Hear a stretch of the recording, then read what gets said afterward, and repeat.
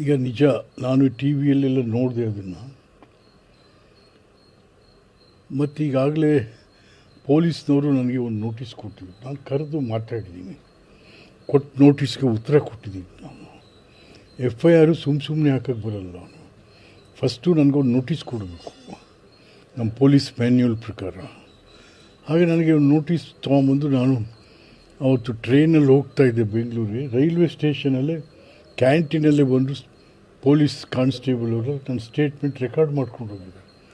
ಆಮೇಲೂ ಕೂಡ ಇವ್ರಿಗೂ ಇನ್ಮೇಲೆ FIR ಇದೆ ಅಂತ ಅಂದ್ಬಿಟ್ಟು ಹಾಕಿದ್ದೀವಿ ಅಂತ ಹೀಗೆ ಪತ್ರಿಕೆಗಳಿಗೆಲ್ಲ ಕೊಟ್ಟು ನಮ್ಮನ್ನು ಈ ರೀತಿ ತೇಜೋವಧೆ ಮಾಡುವಂಥದ್ದನ್ನು ಯಾರು ಒಪ್ತಾರೆ? ಇದನ್ನು ಪೊಲೀಸ್ ಇಲಾಖೆ ಈ ಥರ ಆಗಿಬಿಟ್ರೆ ತೇಜೋವಧೆ. I am the senior most politician in the state on that district also. ಇದು ಯಾರ್ದೋ ಕುಮ್ಮಕ್ಕಿನ ಮೇಲೆ ಇವೆಲ್ಲನೂ ಕೂಡ ಯಾರೋ ಕುಮ್ಮಕ್ಕು, ನಮ್ಮ ಸಿದ್ದರಾಮಯ್ಯನ ಮಗನೋ ಪಗನೋ ಎಂಥವು ಸೇರಿಕೊಂಡು ಅವನು ಹೋಗಲಿ, ನಿನಗೆ 55 ಲಕ್ಷ ರೂಪಾಯಿ ಎಲ್ಲಿ ಬತ್ತಪ್ಪ ಅವನಿಗೆ ನನಗೆ ಕೊಡೋಕ್ಕೆ? ನಾನು ಎಂದೂ ಯಾರ ತಾವು ಸಾಲ ಮಾಡಿದವನು ಅಲ್ಲ, ನಾನು ದುಡ್ಡಿನ ವ್ಯವಹಾರ ಎಂದೂ ಮಾಡಿದವನು ಯಾರ ಹತ್ರ. ಹಾಗಾಗಿ ಇದು ನಮ್ಮ ತೇಜೋವಧೆ ಮಾಡಲಿಕ್ಕೋಸ್ಕರ ಈ ಥರ ಮುಖ್ಯಮಂತ್ರಿಗಳ ಚೇಲಗಳು, ಅವ್ರ ಮಗ, ಅವ್ರ ಚೇಲಗಳೆಲ್ಲ ಮಾಡಿರುವಂಥ ಒಂದು ಹುನ್ನಾರವೇ ಹೊರತು ಬೇರೆ ಏನಲ್ಲ.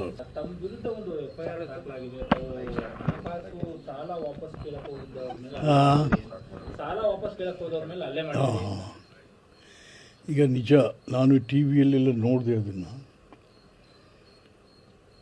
ಮತ್ತು ಈಗಾಗಲೇ ಪೊಲೀಸ್ನವರು ನನಗೆ ಒಂದು ನೋಟಿಸ್ ಕೊಟ್ಟಿದ್ರು. ನಾನು ಕರೆದು ಮಾತಾಡಿದ್ದೀನಿ, ಕೊಟ್ಟು ನೋಟಿಸ್ಗೆ ಉತ್ತರ ಕೊಟ್ಟಿದ್ದೀನಿ. ನಾನು FIR ಸುಮ್ಮನೆ ಹಾಕೋಕ್ಕೆ ಬರಲ್ಲ. ನಾನು ಫಸ್ಟು ನನಗೊಂದು ನೋಟಿಸ್ ಕೊಡಬೇಕು ನಮ್ಮ ಪೊಲೀಸ್ ಮ್ಯಾನ್ಯುವಲ್ ಪ್ರಕಾರ. ಹಾಗೆ ನನಗೆ ಒಂದು ನೋಟಿಸ್ ತೊಗೊಂಬಂದು, ನಾನು ಅವತ್ತು ಟ್ರೈನಲ್ಲಿ ಹೋಗ್ತಾಯಿದ್ದೆ ಬೆಂಗಳೂರಿಗೆ. ರೈಲ್ವೆ ಸ್ಟೇಷನಲ್ಲೇ ಕ್ಯಾಂಟೀನಲ್ಲೇ ಬಂದು ಪೊಲೀಸ್ ಕಾನ್ಸ್ಟೇಬಲ್ ಅವರು ನನ್ನ ಸ್ಟೇಟ್ಮೆಂಟ್ ರೆಕಾರ್ಡ್ ಮಾಡ್ಕೊಂಡು ಹೋಗಿದ್ದಾರೆ. ಆಮೇಲೂ ಕೂಡ ಇವ್ರಿಗೂ ಇನ್ಮೇಲೆ FIR ಇದೆ ಅಂತ ಅಂದ್ಬಿಟ್ಟು ಹಾಕಿದ್ದೀವಿ ಅಂತ ಹೀಗೆ ಪತ್ರಿಕೆಗಳಿಗೆಲ್ಲ ಕೊಟ್ಟು ನಮ್ಮನ್ನು ಈ ರೀತಿ ತೇಜೋವಧೆ ಮಾಡುವಂಥದ್ದನ್ನು ಯಾರು ಒಪ್ತಾರೆ? ಇದನ್ನು ಪೊಲೀಸ್ ಇಲಾಖೆ ಈ ಥರ ಆಗಿಬಿಟ್ರೆ ತೇಜೋವಧೆ. I am the senior most politician in the state on that district also. ಇದು ಯಾರ್ದೋ ಕುಮ್ಮಕ್ಕಿನ ಮೇಲೆ ಇವೆಲ್ಲನೂ ಕೂಡ ಯಾರೋ ಕುಮ್ಮಕ್ಕು, ನಮ್ಮ ಸಿದ್ದರಾಮಯ್ಯನ ಮಗನೋ ಪಗನೋ ಎಂಥವು ಸೇರಿಕೊಂಡು ಅವನು ಹೋಗಲಿ, ನಿನಗೆ 55 ಲಕ್ಷ ರೂಪಾಯಿ ಎಲ್ಲಿ ಬತ್ತಪ್ಪ ಅವನಿಗೆ ನನಗೆ ಕೊಡೋಕ್ಕೆ? ನಾನು ಎಂದೂ ಯಾರ ತಾವು ಸಾಲ ಮಾಡಿದವನು ಅಲ್ಲ, ನಾನು ದುಡ್ಡಿನ ವ್ಯವಹಾರ ಎಂದೂ ಮಾಡಿದವನು ಯಾರ ಹತ್ರ. ಹಾಗಾಗಿ ಇದು ನಮ್ಮ ತೇಜೋವಧೆ ಮಾಡಲಿಕ್ಕೋಸ್ಕರ ಈ ಥರ ಮುಖ್ಯಮಂತ್ರಿಗಳ ಚೇಲಗಳು, ಅವ್ರ ಮಗ, ಅವ್ರ ಚೇಲಗಳೆಲ್ಲ ಮಾಡಿರುವಂಥ ಒಂದು ಹುನ್ನಾರವೇ ಹೊರತು ಬೇರೆ ಏನಲ್ಲ. MTB ನಾಗರಾಜ್ ಅವರ ಮುಖಾಂತರ ಇಸ್ಕೊಂಡವ್ರೆ ಅಂತೇಳಿ FIR ಉಲ್ಲೇಖ ಮಾಡಿದ್ದಾರೆ ಸರ್. ಎಲ್ಲಿದೆ MTB ನಾಗರಾಜ್? ಯಾರಿಗೂ MTB ನಾಗರಾಜ್ ಹತ್ರ ನಾನು ಸಾಲ ಕೇಳೋಕ್ಕೆ ಹೋಗ್ತೀನಿ? ಏನು ಹುಡುಗಾಟಿಕೆ ಏನ್ರಿ? ಇವು ಯಾವ ಅಯೋಗ್ಯರು ಹೇಳಿದ್ರು ಅಂತ ಎಲ್ಲರೂ ಕೇಳ್ತಾ ಹೊಟ್ಬಿಟ್ರಿ ಮತ್ತೆ ಹೆಂಗೆ ರಾಜಕಾರಣ ಮಾಡೋದು? ಹೇಗೆ ನಾವು ಮಾನ ಮರ್ಯಾದೆ ಉಳಿಸ್ಕೊಂಡು ಬಂದಿರೋ 50 ವರ್ಷ ಆಯಿತು ನಾನು ರಾಜಕಾರಣಕ್ಕೆ ಬಂದು. ನಾನು ಅಷ್ಟೇ ನೀಟಾಗಿದ್ದೀನಿ.